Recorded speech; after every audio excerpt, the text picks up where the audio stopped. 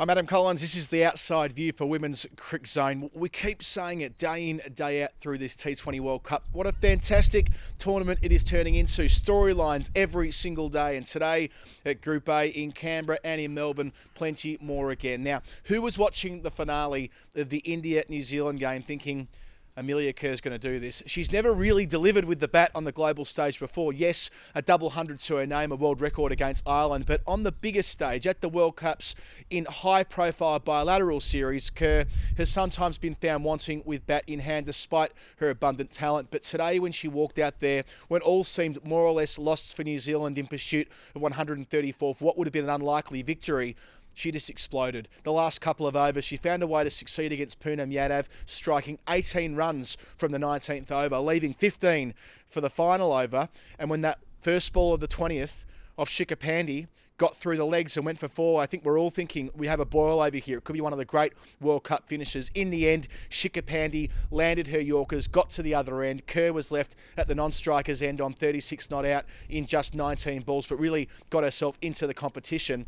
Earlier in the game, she was the one who dismissed Shafali Verma. Well, what a talent the 16-year-old is as well. 46, player of the match for the second time in the competition. Well, we've been saying it coming into this tournament that the young guns emerging at the moment, of which Kerr is one and Shafali Verma is another. What an exciting time we have in women's cricket over the next 4 or 5 or 10 or 15 years for that matter. Verma got India off to an absolute flyer. They were held back nicely by the New Zealand bowlers in the middle overs. No one really got away apart from Verma. The next highest score for India was 23. So New Zealand felt like they were in with a shout only after 134 at the Junction Oval in Melbourne, which traditionally leaks runs, certainly in the Women's Big Bash League. But then New Zealand lost Bates and Devine early, the two match winners for the Kiwis. How often do we say it that one of the two of them need to go on in order for them to win more often than not? In the case of Devine, she was dismissed by Radha Yadav, who, as we said, has been having an amazing tournament until Kerr found a way through, getting inside the line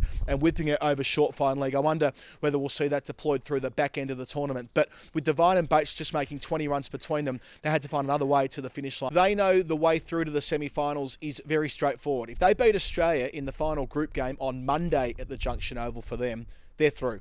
If Australia win, they're through. Now, of course, New Zealand will have to overcome Bangladesh on the way, but on the evidence of what we saw in the second game tonight at Manuka Oval, there's no way New Zealand will lose to Bangladesh. They were completely outmuscled by the Australians, who went hard in the power play.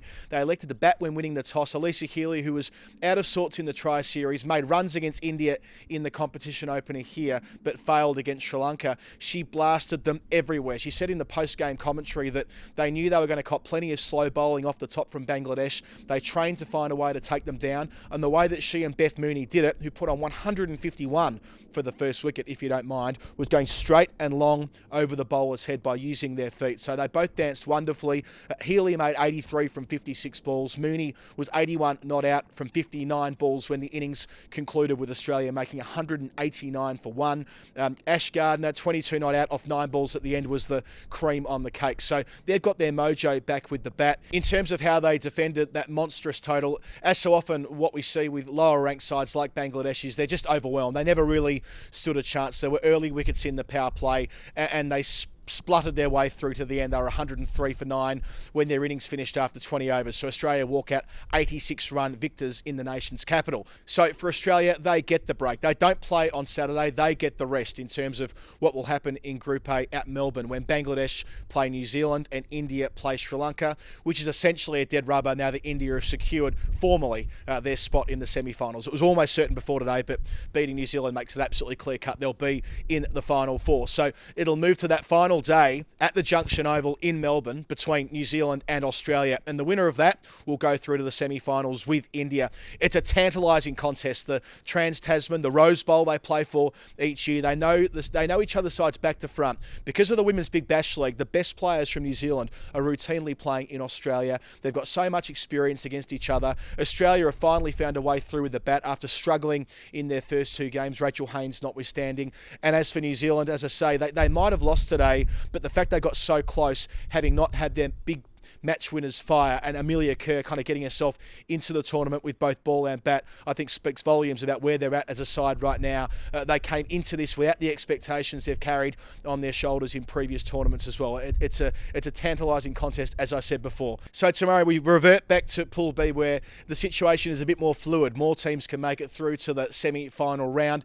For South Africa, they play Thailand, their first game, after beating England in their opener on Sunday. And England are back in action against Pakistan. We saw Pakistan beat the West Indies yesterday. If they can cause an upset against England, well, they're in the frame for a berth in the Final Four as well. As I mentioned off the top, what a beautifully positioned tournament we have at just about the halfway mark now. Don't miss a moment on Women's Cricket Zone. I'm Adam Collins. This is The Outside View. We'll talk to you again tomorrow.